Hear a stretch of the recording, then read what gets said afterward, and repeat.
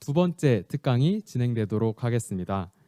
성균관대학교 인공지능융합원의 고영중 교수님께서 Let's Get on Board with NLP라는 주제로 또 귀한 특강을 전해주시겠습니다. 다시 한번 박수로 반겨주시면 감사하겠습니다. 네, 안녕하세요. 성균관대학교의 소프트웨어과 고영중 교수입니다. 오늘 제가 듣기로는 굉장히 많은 학교에서 참여를 했다고 듣고 있는데요. 이 대회에 참여를 해주신 모든 학생분들께 감사를 드리고 또 오늘 모두 다 1등을 할 수는 없겠지만 좋은 성과를 모두 받아가실 수 있기를 바라겠습니다. 자, 오늘 제가 40분 동안 강연을 할 주제는 Let's Get on Board with NLP라는 제목으로 제가 제목을 잡아봤는데요. 너무 어렵게 생각은 하지 마시고 제 전공이 자연어 처리 NLP이기 때문에 자연어 처리의 연구 분야에 대해서 제가 좀 소개를 하고 그리고 자연어 처리 분야의 어떤 어플리케이션에 대해서 조금 얘기를 하고 그리고 또 우리가 자연어 처리가 어떻게 발전되어 왔는지에 대해서 제가 좀 얘기를 하는 그런 시간을 갖겠고요. 그리고 마지막으로 우리가 자연어 처리 관련된 리더보드나 컴피티션에 대해서 조금 소개를 하는 그런 시간을 가져보도록 하겠습니다. 이런 순서대로 발표를 할 거고요. 그래서 여기 보면 첫 번째, 두 번째는 조금 자연어 처리 소개하는 그런 순서가 되겠고요. 자연어 처리를 저는 이제 대학에 있는 교수이기 때문에 여러분들 특히 학부생인 경우도 대부분 참가자들이 학부생이기 때문에 사실 자연어 처리를 학부에서 개설하고 있는 학교가 그렇게 많지는 않거든요. 그래서 제가 아주 간단히 자연어 처리라는 것이 어떤 프로세스를 어떤 것들을 하고 있는 것이다라는 걸 조금 제가 설명을 드리고 그리고 어플리케이션과 리더보드에 대해서 설명을 드리겠습니다. 자, 그럼 먼저 자연어 처리가 무엇인지에 대해서 한번 우리가 생각을 해보겠습니다. 근데 우리가 여러분들 다 많이 아실 텐데 자연어 처리는 인공지능의 어떤 연구 분야 중에 하나입니다. 그렇죠? 근데 우리가 그러면 자연어 처리가 뭘까를 생각을 할 때 우리가 인공지능이 무엇인가부터 생각을 해보는 게 좋겠죠. 그러면 사실 인공지능이 뭡니까를 우리가 생각을 해보면 인간이 갖고 있는 여러 가지 능력들, 그러니까 어빌리티 중에서 그런 능력들을 기계가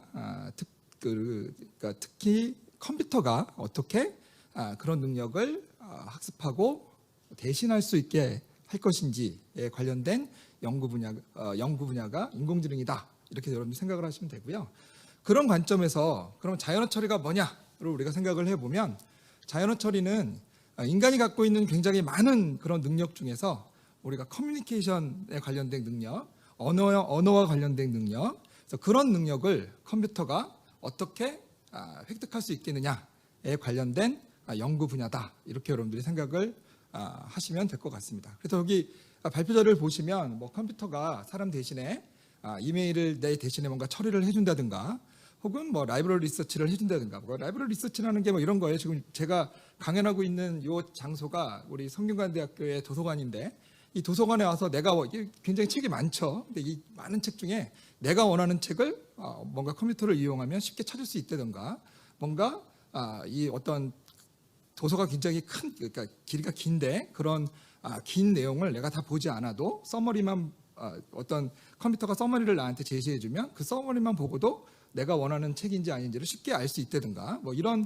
기능들을 제공해주는 그런 역할을 하는 게 자연어 처리라고 생각을 해주시면 되고요. 맨 마지막에 이제 talk to us라는 말이 나오죠. 그러니까 우리하고 실제로 기계가 컴퓨터가 우리하고 대화를 해줄 수 있으면 정말 좋겠다라는 것이고요. 사실은 자연어 처리를 연구하는 많은 연구자들의 파이널 골이 뭐냐라고 물어보면 대화 시스템입니다. 그러니까 우리 사람과 같은 대화를 하는 시스템을 만드는 것, 이게 사실은 우리 자연어 처리를 연구하는 모든 연구자들의 파이널 골이다. 여러분들 이렇게 이해를 하시면 되고요. 그런데 이제 우리가 당면한 어떤 문제가 있는데 그 문제가 뭐냐면 우리는 휴먼 내처럴 랭귀지를 다뤄야만 한다라는 문제가 있다는 거예요. 그러니까 우리가 사실은 인공지능에 여러 가지 분야가 있는데 물론 이제 기본적으로는 머신러닝이라든가 이런 건 그냥 기본이 되는 어떤 파운데이션이 되는 분야가 되겠고요. 우리가 어플리케이션에도 굉장히 여러 가지 분야가 있는데 그런 여러 가지 분야 중에 우리가 대표적으로 여러분들이 가장 많이 보는 분야는 비전, 이미지 프로세싱 뭐 이런 분야일 것입니다. 사실 그 분야가 사실은 굉장히 마켓 시어도 크고요. 연구도 굉장히 더 많이 하고 있습니다. 사실 자연어 처리보다는. 근데 이제 거기에 비해서 자연어 처리가 갖고 있는 특징들이 몇 가지 있는데, 그러니까 이미지 프로세싱 하는 분야하고 자연어 처리를 하는 분야하고 어떻게 다르냐라고 봤을 때, 사실 요 앞에 우리 하정우 이사님께서도 인공지능 시스템의 어떤 데이터의 중요성에 대해서 많이 얘기를 하셨습니다. 사실 인공지능이라는 그 연구 분야는 그러니까 모델도 굉장히 중요하지만 어떤 모델을 쓰느냐 뭐 이런 것도 굉장히 중요하지만 사실은 데이터가 굉장히 중요합니다. 그러니까 인공지능이라는 것이, 그러니까 머신러닝이라는 것이 데이터를 바탕으로 해서 학습을 하고 인간이 뭔가 하는 어떤 액션 그런 것들을 따라하는 거기 때문에 사실 굉장히 데이터가 중요한데, 사실 이미지는 사실은 당연히 데이터가 이제 사진이겠죠. 근데 사진은 사실은 만국 공통어입니다. 사실은. 근데 제가 이렇게 말하면 안 돼요. 이게 무슨 말이냐면 사진도 만국 공통어는 아니에요. 무슨 말이냐면 사진을 찍었어요. 근데 예를 들어서 결혼하는 장면을 찍었어요. 근데 이 결혼하는 장면이 한국에서 결혼하는 장면하고 미국에서 결혼하는 장면하고 저쪽 아프리카에서 결혼하는 장면이 사실은 그림이 살짝 틀립니다. 그렇죠? 그래서 만국 공통어라고 할 수는 없지만 사실은 그렇지만 어느 정도 공통점이 분명히 있죠. 근데 자연어 처리의 대상이 되는 어떤 데이터는 각자의 언어로 쓰여져 있습니다. 그러니까 우리는 한국어를 쓰고 미국 사람들은 미국어를, 그러니까 영어를 쓰고, 그렇죠? 그 중국 분들은 중국어를 쓰고, 그렇죠? 언어가 완전히 다르죠. 그래서 자연어 처리를 하는 사람들의 가장 큰 어려움 중에 하나는 언어가 다르다입니다. 그래서 한국어 데이터뿐만 아니라 영어 데이터도 우리가 처리를 할 수 있어야 되고, 그래서 우리가 그런 멀티링구얼을 처리할 수 있는 능력도 있어야 된다. 그래서 사실은 자연어 처리의 어려움 중에 하나가 여러 가지 언어를 처리할 수 있는 능력이 있어야 된다라는 점이 분명히 있다라고 여러분들 이해를 해주시면 될 것 같고요. 그래서 앞에 우리가 하종우 의사님께서 발표를 하실 때도 GPT-3가 나왔는데 그 GPT-3가 우리 한국어 비중이 굉장히 작다. 그래서 우리가 그 네이버 클로버가 한국어에 맞는 GPT-3를 만들었다라고 말씀을 하셨잖아요. 그래서 그런 식으로 사실은 언어마다 다른 모델이 필요한 겁니다. 그걸 좀 이해를 해주시고요. 그래서 자연어 처리가 사실은 조금 어려운 면이 있다라는 걸 여러분들이 이해를 해주시면 될 것 같습니다. 그래서 결론적으로는 자연어 처리를 여러분들이 뭐 그렇게 어렵게 생각 안 하셔도 되는 게, 맨 끝에 우리가 사람이 언어를 다루는 어떤 능력을 컴퓨터가 갖게 하는 그런 학문이 자연어 처리다라고 여러분들이 이해를 해주시면 될 것 같습니다. 사실은 자연어 처리는 대학원에서 한 학기, 두 학기 동안 강의를 보통 합니다. 그래서 그걸 제가 여러분들한테 다 설명을 드리긴 어렵고, 우리가 자연어 처리의 어떤 분석 레벨이 있거든요. 그래서 그런 분석 레벨에 대해서 우리가 간단히 설명을 드리겠습니다. 자, 자연어 처리를 제가 이제 그 자연어 처리를 여러분들이 이해를 하실 때 분석을, 어떤 자연어 처리 분석의 어떤 기본적인 분석 레벨을 여기 쭉 써놨는데, 요거를 여러분들 이해하실 때 어떻게 이해하시면 되냐면, 하나의 문장이 들어왔을 때 그 문장의 의미를 기계가 어떻게 파악하는지라는 관점으로 이해를 해주시면 될 것 같고요. 그런 하나의 문장이 들어왔을 때 그 문장의 의미를 파악하기 위해서 사실은 자연어 처리 어떤 모듈이 굉장히 다양한 세부 모듈로 나누어져서 분석을 하고 그것들을 파이프라인으로 결과를 그 다음 레벨로 넘겨주면서 분석이 일어납니다. 그리고 인공지능 시스템의 많은 시스템들이 우리가 수업 시간에 이게 들으면 뭐 바텀업 방식이 있고 탑다운 방식이 있고 보통 이런 얘기를 많이 하잖아요. 근데 인공지능 시스템들의 많은 시스템들은 바텀업 방식으로 많이 합니다. 자연어 처리도 마찬가지고요. 바텀업 방식으로 많이 한다라고 여러분들이 이해를 해주시면 되고요. 그래서 첫 번째 단계가 저기 모폴로지라고 써 있는데 저게 형태소 분석입니다. 그래서 형태소 분석을 하는 분석기를 파트 오브 스피치 태거라고 부르고 POS 태거라고 부릅니다. 사실은 예전에는 자연어 처리하는 분들이 그렇게 많지 않아서 POS 태거 그러면 POS가 뭔가요? 뭐 이렇게 물어보시는 분들이 많았는데, 요즘은 자연어 처리하시는 분들이 생각보다 많아서 POS 태거를 아는 분들이 굉장히 많은 것 같아요. 근데 어찌됐건 우리가 그 형태소 분석이라는 건 뭐냐면, 여러분들이 그냥 심플하게 이렇게 생각하시면 돼요. 의미를 갖는, 내가 한 문장의 의미를 파악하고 싶은데 의미를 갖는 가장 작은 단위를 먼저 찾고 그 단어의 의미를 찾는 그런 과정이 형태소 분석 과정입니다. 그래서 사실은 우리가 언어학적으로 보면 형태소라는 거를 여러분들이 중학교 때 배우셨을 거예요. 근데 우리가 형태소라는 것은 뭐냐면, 우리가 어떤 우리 문장 단어가 쭉 들어오면, 그러니까 영어는 하나의 단어가 형태소고요. 우리나라 말은 하나의 단어가 하나의 형태소가 그러니까 아닐 수도 있습니다. 그러니까 여러 개의 형태소가 묶여서 하나의 단어가 될 수도 있다는 의미이고요.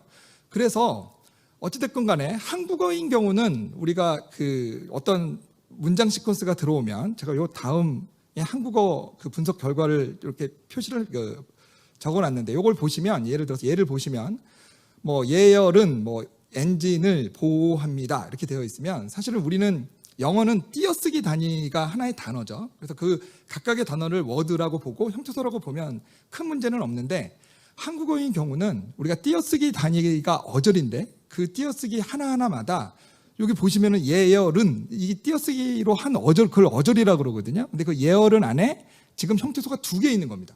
예열과 은이 있는 겁니다. 그래서 한국어인 경우는 띄어쓰기로 나눴을 때 그 안에 형태소가 여러 개 있을 수 있다.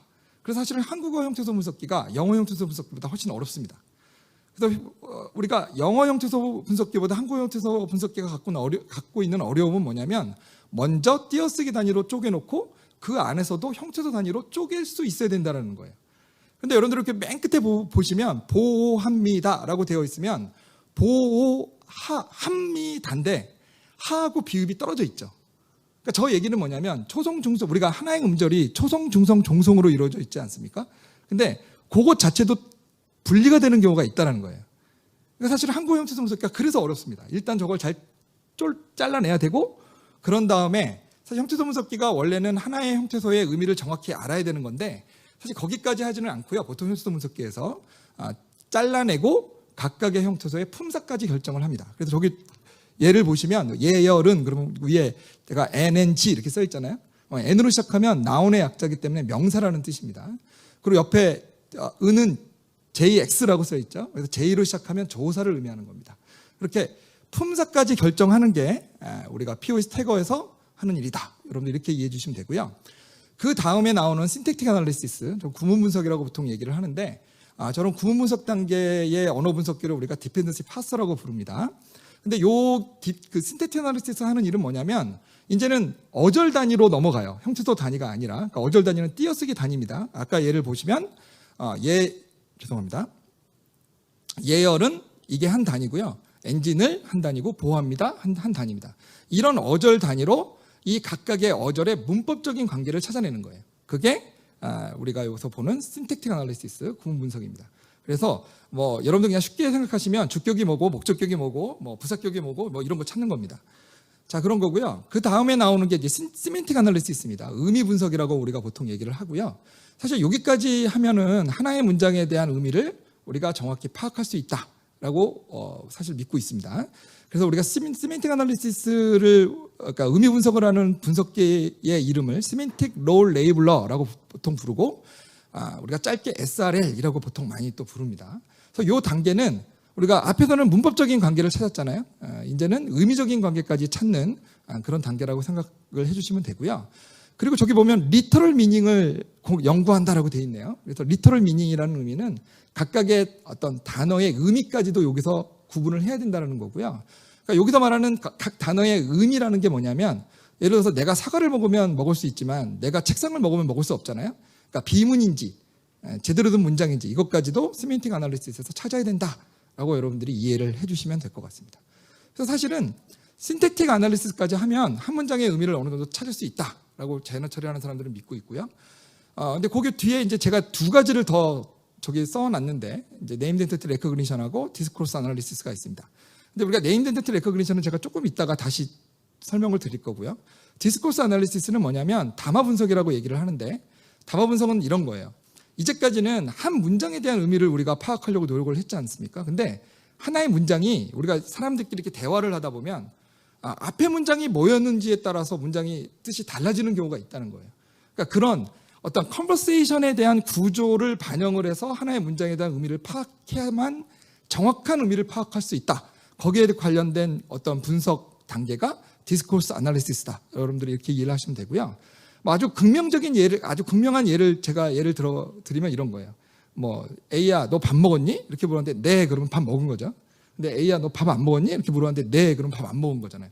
그러니까 네라는 게 하나의 문장인데 그게 앞에 부정으로 물어봤느냐 긍정으로 물어봤느냐에 따라서 뜻이 달라지게 되기 때문에 그런 이 앞에 어떤 말이 있었는지에 대한 어떤 정보를 반영해서 어떤 발화의 대화 그 한 문장의 의미를 파악해야지만 정확히 파악할 수 있다. 이게 디스코스 아날리시스입니다. 자, 우리가 여기까지 하면은 어떤 하나의 문장의 의미를 어떤 문맥까지 반영을 해서 잘 이해를 할 수 있게 되는 거고요. 그다음에 저기 이제 4번에 네임 엔티티 레코그니션이라는 그 분석 단계가 있는데 사실 저 분석 단계는 한 2000년 초반 때부터 이슈가 됐던 분석 단계입니다. 근데 저거는 여러분들 퀘션 앤서링 시스템이라는 거를 들어보셨을 거예요. 질의응답 시스템이라고 부르는 겁니다. 그래서 사실은 우리가 정보 검색 시스템은 여러분들이 네이버나 구글 많이 쓰고 계시죠? 정보 검색 시스템은 사실은 친절한 시스템이 아니에요.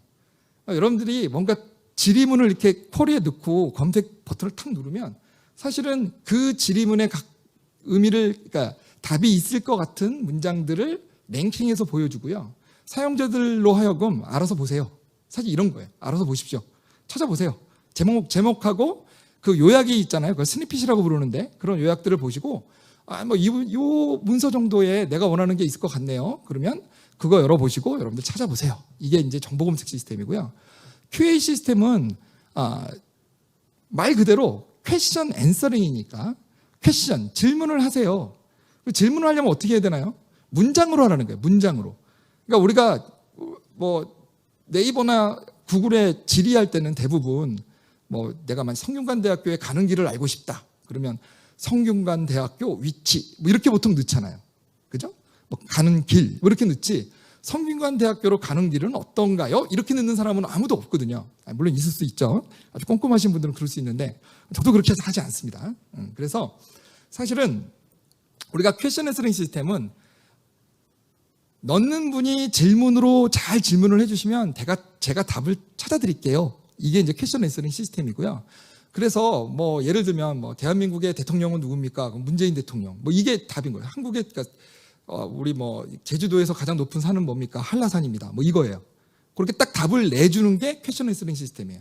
근데 재밌는 게 뭐냐면 여러분들 이 QA 시스템이라는 게 2000년도 초반부터 굉장히 이슈가 됐고요. 지금도 제가 나중에 리더보드를 쫙 보여드리겠지만 퀘션 앤서링 시스템에 관련된 리더보드가 굉장히 많습니다. 그러니까 굉장히 계속 연구를 해야 되는 분야입니다. 그런데 지금 제가 이렇게 앞에 예를 들어본 걸 생각을 해보시면 한라산, 뭐 문재인 대통령 이게 다 프로퍼 나운이잖아요. 그러니까 프로퍼 나운이라는 건 뭐냐면 고유명사를 의미하는 거예요. 그러니까 사람들이 고유명사에 대한 질문을 많이 한다는 거죠. 그러면 내가 그런 고유명사에 대한 답을 잘 찾으려면 어떤 그 문서에 있는 고유명사를 일단 얘는 사람 이름이야. 얘는 뭐 그 로케이션이야. 위치야. 얘는 오르가니제이션이야. 조직이야. 라는 것들을 먼저 표시를 그러니까 분류할 수 있어야지만 대상을 줄여서 뭔가 답을 찾기가 쉽겠죠. 그래서 네임 엔티티 레코그니션이라는 저 그 분석 단계는 프로퍼 나운을 찾는 단계입니다. 근데 이 네임 엔티티 레코그니션이 여러분들 잘 생각해 보면 이런 그 프로퍼 나운들이 고유명사들이 대부분 토피컬 워드예요. 그러니까 주제를 담고 있는 워드입니다. 그러니까 예를 들어서 박찬호 그러면은 먼저 여러분들 스포츠가 생각이 나죠. 그렇죠? 근데 요즘은 뭐 예능에 너무 많이 나와가지고 이분이 연예인인지 그 스포츠인지 조금 헷갈릴 수는 있는데 어찌됐거나 간에 여러분 스포츠가 생각이 날 겁니다. 그죠? 그러니까 우리가 박찬호가 딱 나오면 이거는 스포츠 관련된 문서구나 라는 걸 알 수 있거든요. 그래서 우리가 꼭 QA 시스템이 아니더라도 많은 어떤 우리가 자연어 처리 시스템에서 개체명 인식을 하면 성능을 많이 올릴 수 있다라고 여러분들이 이해를 해주시면 될 것 같고요. 근데 사실은 개체명 인식이 쉽지 않습니다. 그러니까 왜 쉽지 않느냐? 개체명은 오픈셋이에요. 그러니까 오픈셋이라는 건 무슨 말이냐면 영역마다 사실은 분류하려고 하는 대상이 많이 달라집니다. 그래서 사실은 어떤 내가 어플리케이션마다 분류해야만 하는 그런 프로퍼 나운의 클래스가 굉장히 많이 변하기 때문에 사실은 제가 앞에서도 말씀드렸듯이 데이터가 중요하다고 그랬잖아요. 그래서 그런 데이터를 만들고 하는 게 굉장히 노력이 많이 든다. 여러분들 이렇게 이해를 해주시면 되고요. 한국어의 분석의 예를 잠깐 보여드리면 뭐 제가 POC 태깅은 아까 설명을 드렸고요. 그 다음에 이제 우리가 개체명 인식 NER을 보시면 뭐 애플은 스티븐 잡스에 의해서 1976년에 창립되었으며 블라블라블라 이렇게 나가면 뭐 애플은 조직이고 기관명이고 스티븐 잡스는 사람 이름이고 1976년은 시간이다. 뭐 이런 거를 찾아내는 것이다라는 거고요. 그래서 이제 거꾸로 얘기하면 그 퀘션 앤서링 시스템에서 애플은 몇 년도에 창립이 됐나요? 그러면 1976년 뭐 이렇게 잘 찾을 수 있다라는 거예요. 저게 분석이 미리 돼 있으면. 그리고 그 다음에 우리가 구문 분석에서는 여러분들 보시는 바와 같이 저렇게 우리가 한 문장에 가장 중요한 의미를 갖고 있는 품사는 뭘까요? 이렇게 물어보면 학생들이 반반 갈립니다. 제가 수업할 때 물어보면 명사입니다, 동사입니다, 뭐 이렇게 갈리거든요. 근데 정답은 동사입니다. 동사가 굉장히 중요합니다. 여러분들 그 중고등학교 때 그 영어 문법 공부할 때 문장 오형식 이런 거 공부하신 적 있죠? 뭐 일형식 뭐 그런 거 주어 동사 뭐 이런 거 공부하신 적 있죠? 주어 동사 목적어 뭐 이런 거. 근데 그거를 결정하는 게 누가 결정하나요? 동사가 결정하잖아요. 그렇죠? 동사가 목적어를 갖느냐, 보어를 갖느냐에 따라서 구분이 되잖아요. 그래서 동사가 굉장히 중요한 겁니다. 그래서 여기 보시면 보호합니다가 이 문장에서는 동사이고요. 저 동사를 기준으로 해서 엔지늘은 목적어 관계이고요. 그리고 예어르는 축적 관계다라는 것들을 다 찾아내는 게 DP 관계입니다. 그리고 마지막으로 SRL 의미 분석 단계에서는 사실 DP하고 우리가 SRL의 어떤 아웃풋이 살짝 비슷해요. 근데 우리가 SRL에서는 의미적으로 굉장히 중요한 주격이나 목적격이라는 걸 또 찾고 그리고 또 조금 의미적으로 더 이렇게 세분화한 어떤 분류 체계를 가지고 있습니다. 그러니까 예를 들면 도구격 같은 게 있어요. 창문을 깼는데 망치로 깼다, 손으로 깼다, 뭐 이런 거. 그런 기준을 가지고 여러분들이 이해를 하시면 될 것 같습니다. 자, 여기까지가 제가 그 자연어 처리에 대한 기본을 얘기를 드렸고요. 근데 조금 시간이 많이 지나갔네요. 자, 근데 이제 우리가 어플리케이션에 대해서 조금 얘기를 해볼게요. 자, 우리가 어플리케이션에 대해서 우리가 생각을 해보면 처음에 제가 이제 정보 검색을 딱 올려놨는데 의아해하는 분들이 많이 있을 거예요. 아니 왜 자연어 처리인데 정보 검색이 나왔느냐 이렇게 얘기를 하실 수 있는데 사실 저는 구글이 굉장히 고맙습니다. 그러니까 예전에는 사실은 자연어 처리하는 분들이 그렇게 대접을 받지 못했어요. 근데 우리가 자연어 처리를 연구한 사람들이 굉장히 그 이슈가 되고 그런 사람들을 찾게 된 계기를 제공해 준 그런 회사가 사실은 구글이라고 생각합니다. 물론 네이버도 있습니다. 그러니까 국내에서는 네이버고 뭐 해외에서는 구글이고 그렇습니다. 근데 우리가 이제 구글이라는 회사를 우리가 이렇게 들여다보면 이 정보 검색으로 시작을 한 게 분명히 맞고요. 그런데 정보 검색의 어떤 그 정확률이나 어떤 편의성을 높이려다 보니 사실은 자연어 처리의 기술이 필요하게 된 거죠. 그러니까 개체명 인식 같은 게 굉장히 정보 검색도 중요해지고요. 특히나 번역이라는 이슈가 나옵니다. 사실은 우리가 그러니까 굉장히 다국어 번역을 최초로 시도한, 그러니까 최초라고 말하기는 어렵지만 굉장히 많은 그 언어의 다국어의 번역을 최초로 시도한 게 사실은 구글이거든요. 그렇게 되면서 그 번역을 하려면 사실은 자연어 처리가 무조건 필요합니다. 그러니까 아주 옛날에는 자연어 처리의 거의 그 모든 분들이 번역을 연구했던 시절도 있었거든요. 그래서 그러면서 사실은 많은 자연어 처리 연구자들이 구글에 가서 일을 하게 되는 거죠. 그러면서 자연어 처리 기술이라는 것이 굉장히 우리가 어떤 데이터를 가공할 때 굉장히 필요한 기술이구나라는 것들을 사람들이 알게 됩니다. 그래도 그렇게 좀 이해를 해주시면 되고요. 그래서 정보 검색에 굉장히 많은 그런 자연어 처리 기술이 녹아져 있다라고 여러분들이 이해를 해주시면 될 것 같습니다. 자, 다음은 이제 우리가 머신 트랜슬레이션입니다. 여러분들 번역 잘 쓰고 계시죠? 근데 우리가 뭐 이런 거예요. 구글이 처음에 번역기를 제가 구글을 다닌 것도 아니고 제가 구글 CEO도 아니기 때문에 구글이 왜 처음에 번역을 했을까요? 그거 잘 모르겠네요. 근데 제가 예측하는 바로는 생각했던 바로는 구글이 예를 들어서 모든 언어로 그러니까 구글이 전 세계에 있는 웹데이터를 크롤링을 하잖아요. 근데 거기에 굉장히 다국어로 되어 있는 게 가장 큰 문제잖아요. 거기서 정보를 뽑을 때. 그러니까 많은 언어들을 내가 영어로 번역을 해서 갖고 있으면 전 세계에 있는 모든 정보를 내가 가질 수 있게 되잖아요. 그러니까 그런 것으로 시작을 했다고 제가 생각을 할 수 있을 것 같고요. 그게 잘 돼서 지금은 머신 트랜슬레이터라는 그런 서비스를 여러분들한테 제공을 해주고 있는 겁니다. 그래서 사실은 여러분들이 사실 구글 트랜슬레이터 많이 쓰죠. 뭐 옆에 팝하고 네이버 팝하고도 많이 쓰시고요. 근데 뭐 어떤 게 좋냐 이렇게 물어보는 학생들이 있는데 둘 다 좋습니다. 제가 이건 뭐라고 말하기가 어렵네요. 그래서 여러분들 써보시면 조금 경향이 다르고요. 근데 뭐 뭐 어떤 경우는 파파고가 더 잘하고 뭐 어떤 경우는 구글이 더 잘하고 그러는 경우가 있습니다. 그러니까 여러분들 뭐 두 개 다 써보시는 것도 좋은 초이스일 것 같고요. 근데 사실은 이제 우리가 머신 트랜슬레이션을 이렇게 올려놓고 제가 이제 여러분들한테 조금 드리고 싶은 말씀은 뭐냐면 인공지능 모든 시스템들의 어떤 발전 그 단계를 보면 처음에는 룰 기반으로 보통 개발이 됩니다. 그러니까 룰이라는 건 if then else를 의미하는 거예요. 그래서 우리가 이런 if then else를 가지고 뭔가 어떤 조건이 맞으면 이렇게 하시고 이게 조건이 안 맞으면 이렇게 하세요. 이게 사실은 이런 것들을 우리가 심볼릭 AI라고 얘기를 하는데 룰 기반으로 어떤 인공지능 시스템을 만드는 게 가장 직관적이고 사람도 쉽죠. 그래서 그렇게 만들었다가 그 다음에 나오는 단계가 이제 통계 기반의 어떤 그 모델들이 나옵니다. 그게 이제 우리가 1990년도 말에서 2000년도 초까지 우리가 통계적 모델들이 굉장히 이슈가 있었고요. 그리고 이제 우리가 한 10년 조금 전부터 우리가 딥러닝 기술이 나오면서 우리가 지금은 이제 딥러닝 기술로 거의 모든 것들을 하고 있죠. 그래서 저기에 이름도 뉴럴 머신 트랜슬레이션이라고 되어 있으면 사실 딥러닝 기반의 머신 트랜슬레이션을 하고 있다. 여러분들이 그렇게 이해를 하시면 될 것 같습니다. 자, 그다음은 센티멘트 애널리시스고요. 여기도 뭐 제가 얘기할 수 있는 재밌는 일이 굉장히 많은데 사실은 뭐 이런 거예요. 뭐 트위터나 이런 쪽에 올라오는 굉장히 많은 데이터가 있으니까 이런 데이터를 가지고 우리가 어떤 서베이를 사람들이 직접 가서 뭐 서베이를 하려면은 예를 들면 연필, 뭐 껌이든 연필이든 뭐 볼펜이든 뭐라도 하나씩 줘야 될 거 아니에요.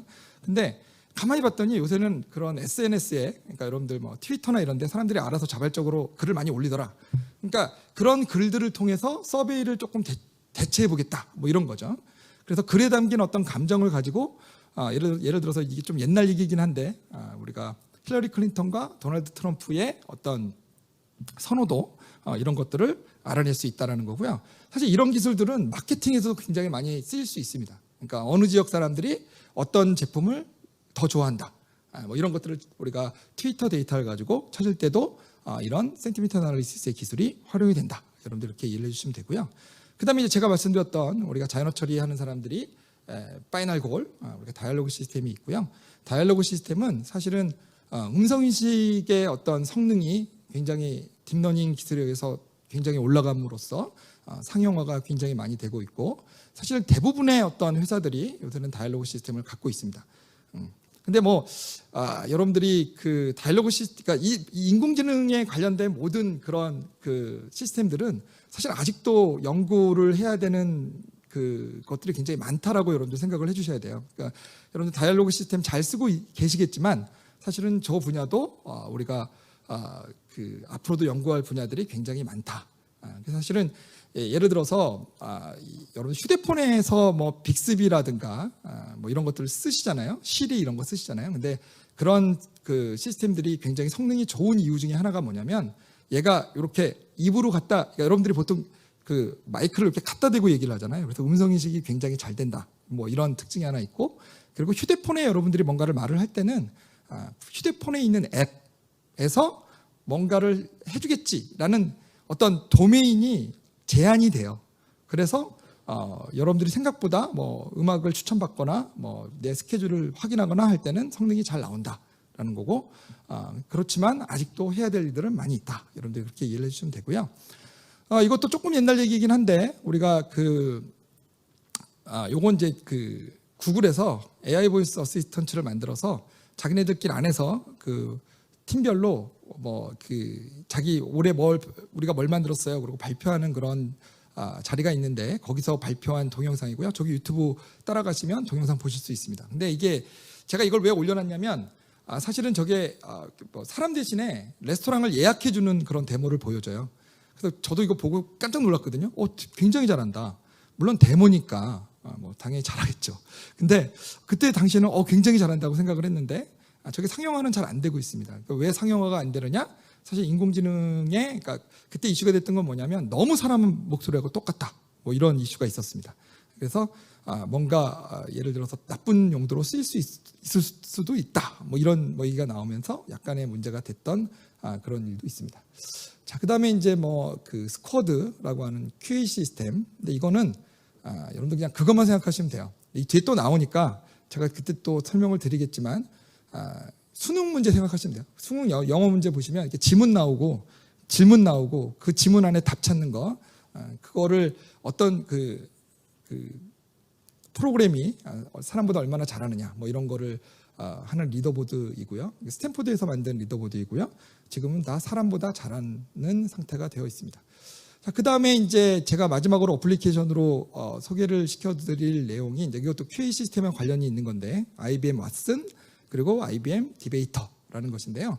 이게 IBM 왓슨은 우리가 제펄디라는 그런 그 미국의 퀴즈쇼가 있는데 거기에 IBM이 왓슨이라는 시스템을 가지고 나가서 사람을 이겨요. 그러니까 1등을 해요. 그래서 이슈가 됐었고요. 그러니까 QA를 음성으로 듣고 하는데 더 잘한다. 뭐 이렇게 해서 이슈가 됐었고요. 근데 그래서 우리가 아마 그 여러분들 텔레비에서 보신 분들 있을 텐데 그런 시스템들을 우리가 우리나라에 있는 몇 개의 대학 그 병원에서 가지고 와서 쓰신 적도 있습니다. 자, 그런데 이제 우리가 왓슨이 좀 지나가고 나서 IBM이 디베이터라는 그런 새로운 시스템을 또 선보입니다. 근데 이제 이거는 말 그대로 토론하는 거예요. 그래서 우리가 질의응답뿐만 아니라 어떤 논쟁 사항에 대해서 막 토론하는 그런 시스템도 나와 있다라고 여러분들이 생각을 해주시면 될 것 같고 이것도 여러분들 관심이 있으시면 저기 있는 유튜브 링크를 따라가시면 여러분들 재미있는 동영상 보실 수 있습니다. 근데 사실은 데모는 데모일 뿐, 그러니까 지금 저게 지금 엄청나게 정말로 사람처럼 디베이트이 정말로 가능한 시스템이 있는 건 아닙니다. 여러분들 그렇게 생각을 해주셔야 됩니다. 사실 여러분들이 제가 스타워즈 이런 영화 좋아하시는지 모르겠는데 제가 되게 좋아하거든요. 스타워즈. 거기 R2B2 뭐 이런 로봇 나오잖아요. 사실 그 정도 사람하고 대화를 해야 진정한 다이얼로그 시스템인데. 그런 다이얼로그 시스템을 만들기에는 조금 아직도 좀 거리가 있다. 그러니까 해야 될 일이 많다. 그러니까 여러분들이 연구하고 공부해야 될 게 많다. 이렇게 생각을 해주셔야 됩니다. 자, 그런 거고요. 그다음에 이제 리더보드 좀 간단하게 소개를 하고 제 발표를 마치겠습니다.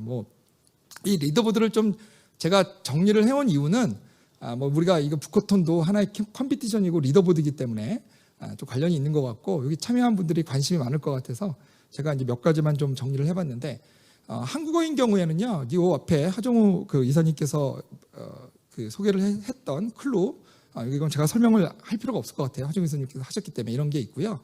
그리고 또 국립국어원에서 올해 인공지능 언어 능력 평가를 하는 그런 컴피티션을 지금 진행하고 있습니다. 그래서 요것도 저기 네 가지 보면 문장 문법선을 판단한다거나 동형 이유어를 구별한다거나 인과관계 추론을 한다거나 판정 의문을 한다거나 이런 네 가지 태스크를 수행하는 그런 경진대회가 진행되고 있고요. 이거는 이제 SK텔레콤에서 주도를 하고 있습니다. 여러분들 이해를 해주시면 되고요. 그리고 영어권에서는 이제 글루라는 게 있고요. 사실 우리가 클루가 사실은 글루를 조금은 이제 타겟을 해서 만든 그런 데이터셋이라고 여러분 기억을 해주시면 될 것 같고요. 그리고 MS 마르코 리더보드라는 게 있습니다. 이거는 사실은 이제 정보 검색 시스템에 관련된 리더보드고요.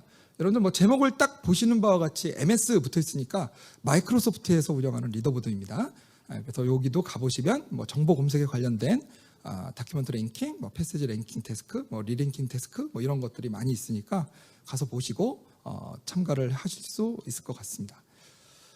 자, 그리고 스쿼드는 아까 말씀을 드렸죠. 그래서 이렇게 어떤 패시지를 주고요. 그러니까 하나의 문단 주고 질문을 주면 이 안에서 질문을 찾는 그런 태스크라고 생각을 해주시면 될 것 같고요. 그리고 컴플렉스 웹 퀘션이라는 그런 리더보드도 있습니다. 그러니까 이런 종류의 리더보드가 많이 있습니다. 근데 이거는 사실 오픈 도메인 퀘션 앤서링 시스템이에요. 그래서 그러니까 오픈 도메인이라는 건 뭐냐면 도메인에 제약이 없다는 거죠. 그래서 뭐라도 물어봐라. 내가 알아서 답해보겠다. 이런 리더보드라고 생각하시면 되고요. 그래서 저기 첫 번째 퀘션을 보면 이렇게 돼 있죠. 어떤 액트리스가 파인딩 니모에서 어떤 역할을 했는지를 물어보는 거예요. 그러면은 도리, 그렇죠? 도리가 어떤 캐릭터인지 아시죠? 그래서 그 도리다, 이런 걸 찾는 거죠. 그래서 그러니까 영화에 대해서 물어봤다가 정치에 대해서도 물어봤다가 왔다 갔다 하면서 막 물어보는 사실 이게 굉장히 더 어렵겠죠. 그래서 이런 퀘션 앤서링 시스템이 요즘 굉장히 이슈가 되고 있다라고 여러분들이 기억을 해주시면 될 것 같고요. 이제 자연어가 우리가 이제 그 우리가 앞에서 비전이나 이미지 처리 쪽하고 결합되는 그런 태스크들도 많이 있습니다. 그래서 우리가 여기 VQA라고 비주얼 퀘스천 앤서링이라고 하는 그런 태스크도 있고요. 그래서 여기 보시면 뭐 첫 번째 사진 보시면 저분이 왜 저 바나나를 저기 그 달고 계신지는 잘 모르겠으나 뭐 질문을 보면 뭐 what color how eyes 뭐 이렇게 돼 있죠. 눈 색깔이 뭡니까? 그럼 밑에 보면 블랙 이렇게 돼 있죠. 그리고 뭐 저기 머스터시가 뭘로 만들었니 이렇게 물어봤더니 바나나 이렇게 써 있잖아요. 그래서 저런 거를 그러니까 질문은 텍스트로 하고 우리가 사진을 보고 답을 찾는 그런 퀘스천 앤서링 시스템에 관련된 그런 리더보드나 컴피티션도 있다. 점점 융합을 해가는 거죠. 그렇게 이해해 주시면 되고요. 그리고 다이얼로그 시스템에 관련된 어떤 그 컴피티션은 가장 그 대표적인 컴피티션이 DSTC입니다. 다이얼로그 시스템 테크놀로지 챌린지라는 그런 DSTC 컴피티션이 있고요. 이거는 우리가 트리플 AI 학술 대회에 항상 그 워크숍으로 진행이 되고요. 올해도 지금 결과가 나왔고 아마 내년 1월에 그 워크숍이 개최가 될 겁니다. 그러니까 우리가 대화 시스템에서는 가장 큰 우리가 대회가 DSTC다. 여러분들이 이렇게 이해를 해주시면 될 것 같습니다. 그래서 여기도 우리가 그냥 텍스트만 가지고 하는 경우가 있고요. 그리고 이게 멀티모달이라고 하면 우리가 글뿐만 아니라 우리가 시각 뭐 이런 여러 가지를 합친 거 합쳐서 분석을 하는 그런 걸 우리가 보통 멀티모달이라고 얘기를 하거든요. 그래서 우리가 멀티모달 다이얼로그인 경우에 해당되는 어떤 그 트랙도 있었습니다. 그래서 우리 사진 오른쪽에 보시면 사진도 인풋으로 들어오고 캡션도 있고 다이얼로그 히스토리도 있고 그런 다음에 어떤 질문을 하면 이런 것들을 융합해서 답변을 찾는 뭐 그런 태스크도 있었고요. 그리고 왼쪽에 보면 사실은 이제 우리 요번에 참여하신 분들이 왼쪽 그림을 보면서 굉장히 즐거우실 수 있는데 우리가 사실 요즘은 그 카톡 같은 거 이렇게 하다 보면 그렇죠? 글만 쓰지 않잖아요. 그래서 이모티콘도 넣잖아요. 그래서 그런 이모티콘도 같이 융합해서 뭔가 답변을 만들어내거나 혹은 이모티콘도 생성을 하거나 뭐 이런 연구들도 진행이 되고 있다라고 여러분들이 기억을 해주시면 될 것 같습니다. 자, 여기까지 제가 오늘 여러분들한테 소개해드릴 내용에 대한 내용을 마쳤고요. 혹시 질문이 있으시면 질문을 해주시면 답변을 하겠습니다. 근데 질문이 없어요. 혹시 질문 없으세요? 혹시 질문 있으신 참가자분들께서는 채팅창에 질문 좀 부탁드리겠습니다.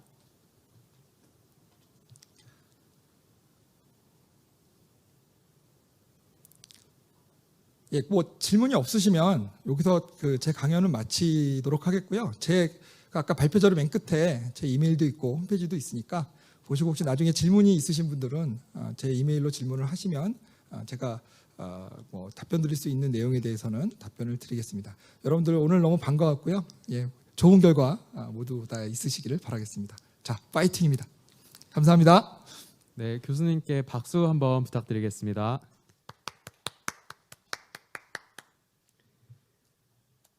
네, 이제 두 번째 특강까지 들어봤는데요. 정말 실질적으로 저희가 AI 푸커톤을 진행하는 데 도움이 될 만한 많은 좋은 얘기들을 해주신 것 같습니다.